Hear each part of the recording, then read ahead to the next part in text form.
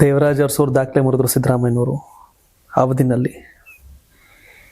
ಖುಷಿ ನಮಗೆ. ಸಿದ್ದರಾಮಯ್ಯನವ್ರು ನಮ್ಮ ನಾಯಕರು, ನಮಗೆ ಗುರುಗಳು, ನಮಗೆ ನಾಯಕರು, ತಂದೆ ಸ್ಥಾನದಲ್ಲಿದ್ದವರು. ಅಧಿಕಾರಾವಧಿಗಿಂತ ಹೆಚ್ಚು ದೀರ್ಘಕಾಲ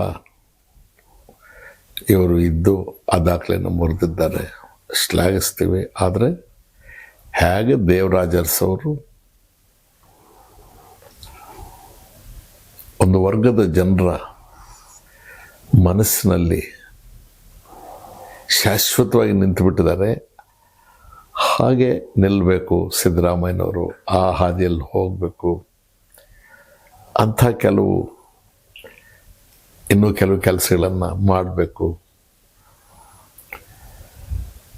ದಾಖಲೆ ಮುರಿದಿದ್ದೀರಿ, ದಿನಗಳು ಹೆಚ್ಚಾಯಿತು.